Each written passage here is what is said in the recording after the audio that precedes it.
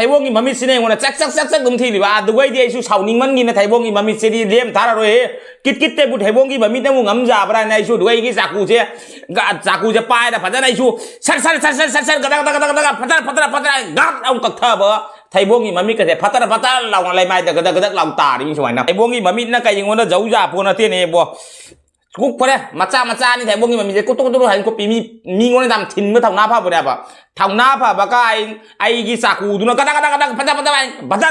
फतर लाउ सोइदा बदा थाइबोंगी मम्मी लाई माइ दा गद्रक लाउ तारी मिने लेट्स गो बेबी लोग किक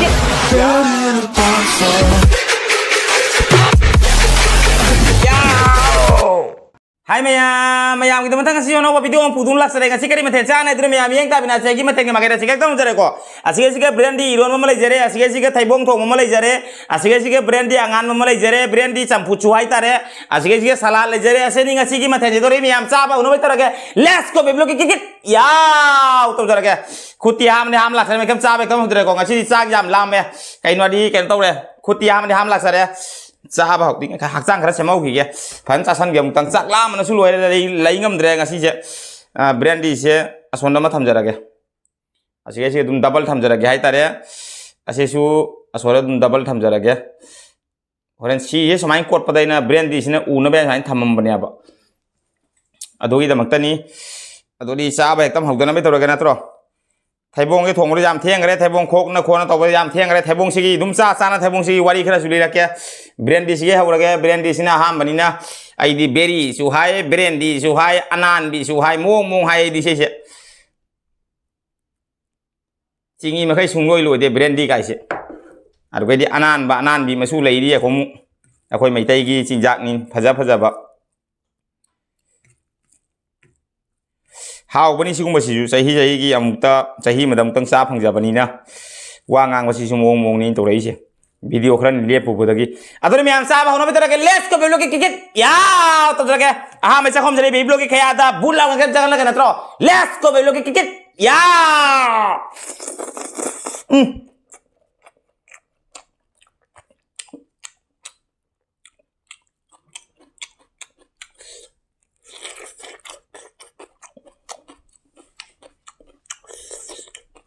เอาเยอะ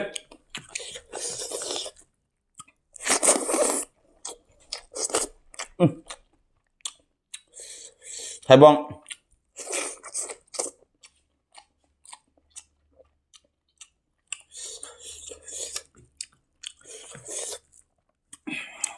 หาวิธีไทยบองตัวบ้างชาหน้ากับตัวดูน้องไทยบองกินมาหาวิธี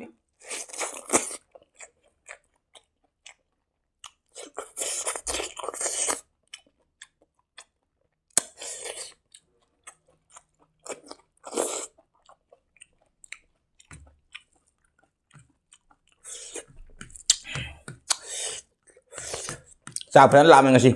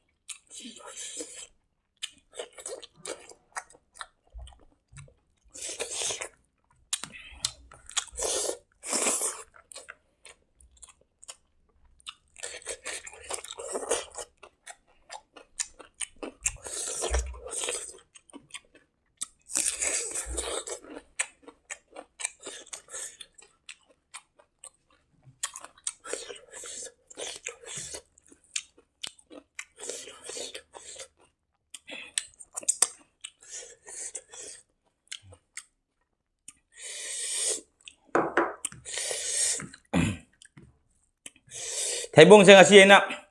ทับบักเตะให้เราไปเลยอิมพูรักคนเอาโจลเมียนะอิมานะบังเขาจะเรียบเลยเลยคนไทยบงเชียมาหายเบียนหายที่นั่งไทยบงพูรักก็การนั้นมาทำมันถงกันซาตัวนี้ไว้นุ่งอะไรก็ดีออฟฟิศหลักตัวใหญ่ไอ้นาบะจานิงก็ดีไอ้นุ่งดังไอ้ปุ้งอามานี่เดี๋ยวถงก็สนใจจานิงเดี๋ยวก็ดีซาเดีย असे अजिक चलगा थोंगा चाउदो मैना मा बने अंगकपनी बो आई नुपी थीबाई बोदा नुपी लेबाई बोदा ngamde na ngathanda kamai dong thonga चादो न खोतो न हंग पे याना भाई ngamna bai तो वीडियो सेमी मैना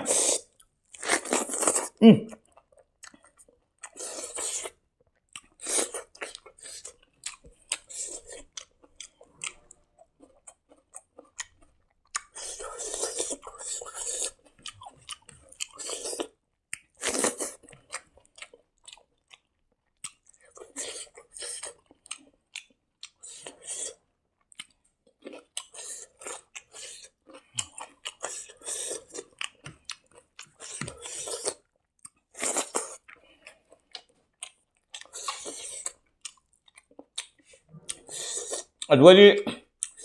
रूम दौरपगा इना अतै येंग्रे हिरो होंदे फलाउ लुजाथोया ओलांग मनिना लुजाथोक लबगा थाइबोंग सान पुथरोगा खाइना कोन तौराबा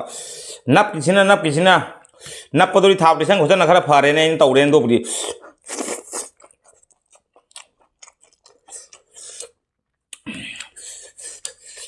मागी थाइबोंगी ममितो अदोने ngoना कुचिगा चक नि थिलिसे nga ko ujate suman chaku macha ma liya bajam thau bune ba nga nong maina singju cha bada mamang gi video ma da singju cha ki bani ado do ina singju kata so gi ba ai gi chaku macha do ado chaku majam thau ya ba do chaku macha do ina sahi mari dei season ai ma ba ado chaku macha do ina thaibong ka tha bana ba kai ya ba phajan tau chat liya ba thang di thau da man ta ba ina thau ko tai da ka khut ka thau ko te kai mi ba ꯀꯛꯄꯗ ꯊꯩꯕꯣꯡꯒꯤ ꯃꯃꯤꯠꯁꯤꯅ ꯑꯩꯉꯣꯟꯗ ꯆꯛ ꯑꯗꯨꯝ ꯊꯤꯜꯂꯤꯕ ꯑꯗꯨꯒꯩꯗꯤ ꯑꯩꯁꯨ ꯁꯥꯎꯅꯤꯡꯃꯟꯒꯤꯅ ꯊꯩꯕꯣꯡꯒꯤ ꯃꯃꯤꯠꯁꯤꯗꯤ ꯂꯦꯝ ꯊꯥꯔꯔꯣꯏꯍꯦ ꯀꯤꯠꯇꯦꯕꯨ ꯊꯩꯕꯣꯡꯒꯤ ꯃꯃꯤꯠ ꯑꯃꯨꯛ ꯉꯝꯖꯥꯕ꯭ꯔꯥꯅ ꯑꯩꯁꯨ ꯑꯗꯨꯒꯩꯒꯤ ꯆꯥꯀꯨꯁꯦ ꯄꯥꯏꯔ ꯐꯖꯅ ꯑꯩꯁꯨ ꯁꯠ ꯒꯗꯛ ꯒꯥꯛ ꯂꯥꯎ ꯀꯛꯊꯕ ꯊꯩꯕꯣꯡꯒꯤ ꯃꯃꯤꯠꯀꯁꯦ ꯐꯇꯔ ꯂꯥꯎꯅ ꯂꯩꯃꯥꯏꯗ ꯒꯗꯛ ꯂꯥꯎ ꯇꯥꯔꯤꯅꯤ ꯁꯨꯃꯥꯏꯅ ꯑꯗꯨꯒꯤ ꯃꯇꯨꯡꯗ ꯐꯖꯅ ꯇꯧꯅ इसिंग असाबदा फुटोए इसिंग असाबदा फुटो मतुंगदा मुल्ले अदुगै फजन तिलौ चनम हाबा फजन नैखाइरगा थोंगाइरा बनिना फजन हाउन लखत लगे जि अदोनियाबा खुआउदी थैबोंगी ममितना कयिंगोना जौजा पोनते नेबो कुक फरे मचा नि थैबोंगी ममिजे कुतुकुतु हाइन को पिमी मिंगोने दाम थिनबो थाउना फाबोनाबा थाउना फाबा काइ आइगी साकुदुना गदा फदर लाउ सोइदाबदा थैबोंगी ममित लेमाइदा गद्रक लंग तारि मिने अने जाम पाबजाबने थैबोंसे अदो ममितसिना खरा पावर कनबा ममित कदो लोय थदत खराबनि ngasiदी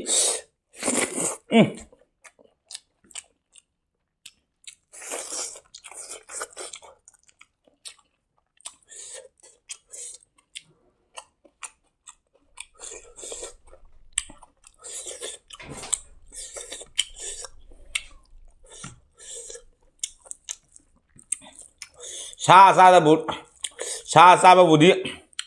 थैबोंग की खुआ बुदी हाइन गाना देबो संगनि ममित की खरा कनमनि बो माकु खोको मतम खरा जेउ मुल्लगा देउ बेरा का बनि थैबोंग से आइदी मुल्लगा साते दोना संगि हेजांग थोंगा साइ सिता ngaरे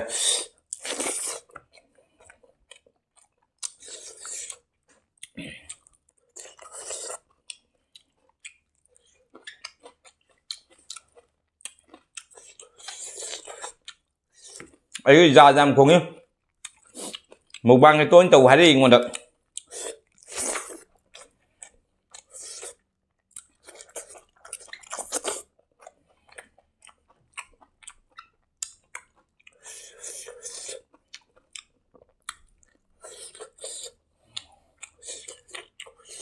rồi đi chiều hôm gì mà biết mà lấy gì thìn bánh răng ngồi xuống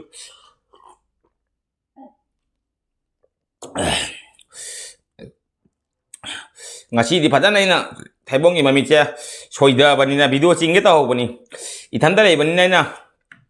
chinghaude du ma video don thanganing da ba isaigi thang ma cha don soida badi kari ha uni bo khar phas ai nga makon ga thoi ni bo sir mami ka phata long ke limine bo cha badi hawi mami ti upai le te bo ado mayam su thaibong thong ba sabi ba apam ba le da ga di mami to थिन मनी जामना दोना मकुता फीरे कइनो उपसलु रांगला कइनो उपसला तौइबो पांथिन thin money बो आइदि चाकु नगी अंगम मखै आइना होनारगा ममितो बार लाम कथा खराबनी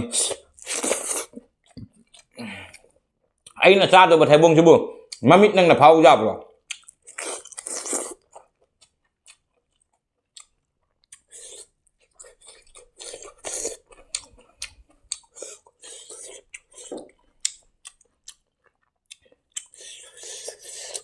थबी सुदो अली थबी नी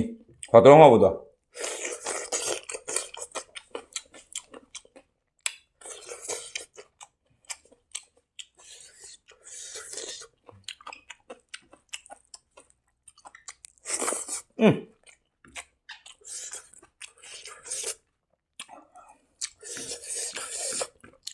फजन खोंगे मैया से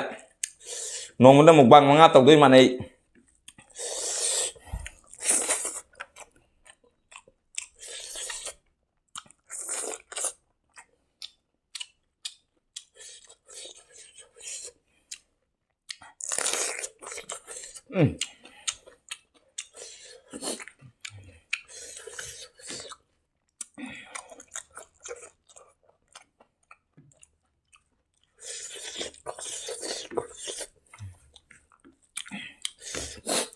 Morok ti may bun kape ba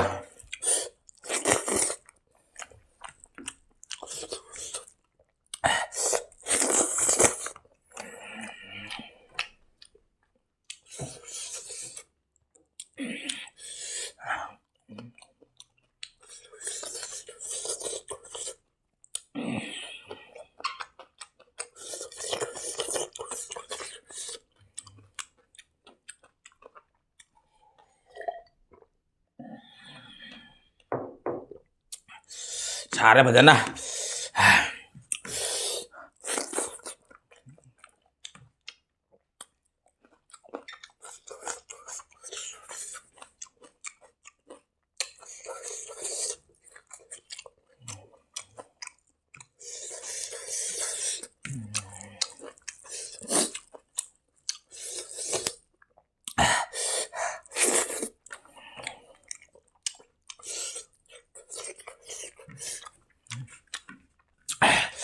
hảo đi thầy buông cho mình nè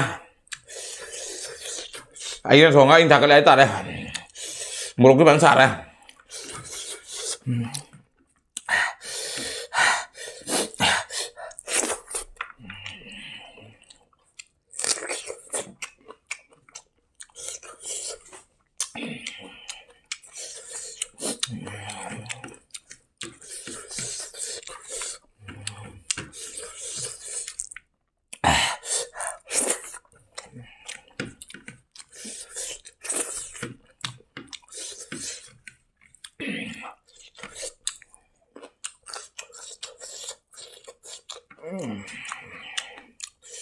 lúa đấy ha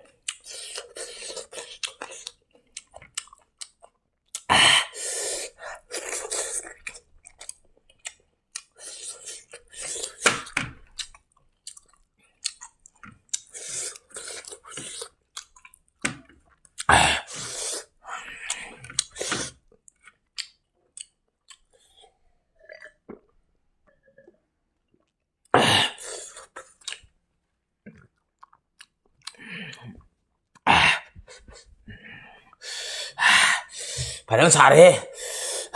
Aduh ni miam sa pasu lorun matang hada video lo sana betul ke video yang mana ada ke di like share comment tau bakal bikin channel share na monsang pajina usik le kana channel sipu subscribe tau mutar na bell icon keteng lau ni bakal bikin tu di show mi binate ngai na wo video am tang bakal ni keteng ani kena tu kita masa channel subscribe tau mutar na bell icon keteng lau ni bakal bikin hari yang ni jadi baik sister brother miam buai ningal itre belum thakat tadi maya menung si video sipu sar lau nak share tu video share hari kami ada kana bayar tang lau jara ke ngasi kita belum kecara ke next video rong phone ngasi kita bye bye